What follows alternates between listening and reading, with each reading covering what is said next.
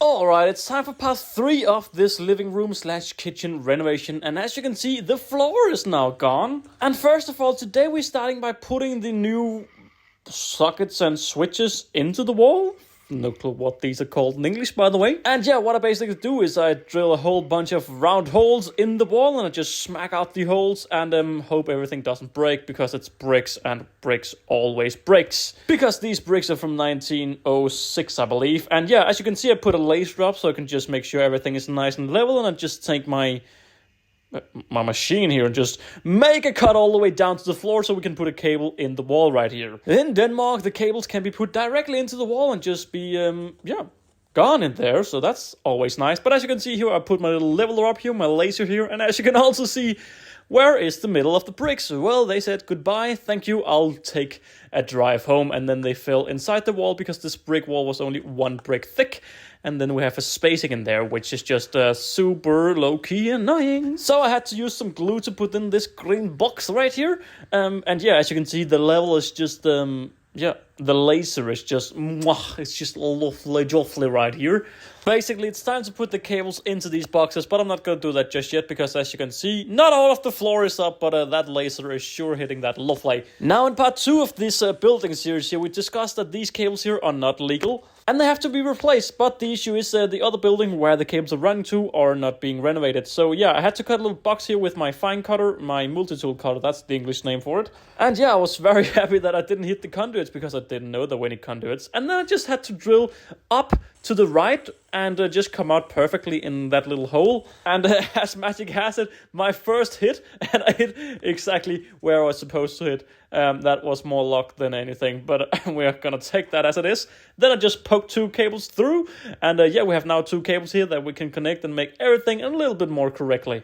Now, because we already have a junction box up in the ceiling here, because there's way too many cables being connected to the old part of the house, or the part of the house that's not being renovated, we have this little junction up here. And then it's time to put up some downlights. Now, sadly, we are working with a house from the 1902 or something. It's very old. And this attic here, the ceiling here, is not being taken down. And as you can see, we have these massive wooden pillars here that is supporting the house. Therefore, I needed to drill a lot of holes just to get the cables to the correct locations, but there we are, the cables now in the correct locations. And then we have all of these old cables running to the old telephone line and the old antenna, which will no longer be used. Can I just cut everything and just look the other way?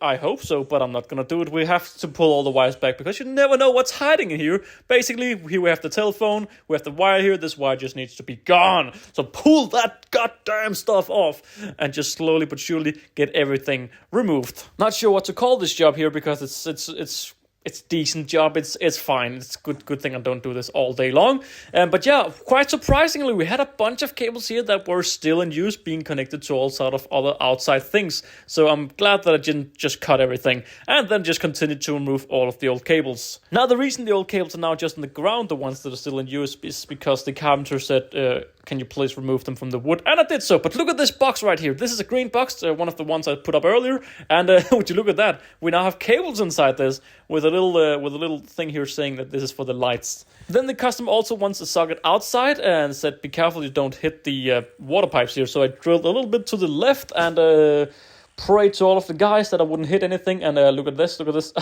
I'm glad I drilled to the left, because if that had been a straight drill, I would have hit it. Hit the water pipes. What am I saying? As you can also see, it's very cold. And when I drilled this right here, I was very confused, because it was like there wasn't any force, but it was going in. I was like, what am I hitting right here? Either way, I got through there, so yeah, job's a good one. Now, because no one asked why this cable here is so special, I'll let you all know. Even though you didn't ask. This cable here is going up to the switch here, because this switch will control the outdoor socket. Why? Because that is what the customer wants. Next job is these 2 illegal junction boxes. Why are they illegal? Well, first of all, this earthing wire here is being used as a phase. Biggest no-go in the history of no-goes, and pretty much there was a ton of things up here that was not been made correctly, so I just removed everything. Then we have these 2 conduits. I cut a little bit of the wood away so they could match with the pre-made holes, which are not holes, and there we go. Wow, the conduits are now coming into the junction box. And would you look at that? It's all been put together by the lovely Vagos. Even though I remembered that I forgot the sensor right here, so I need to get a cable here for the sensor.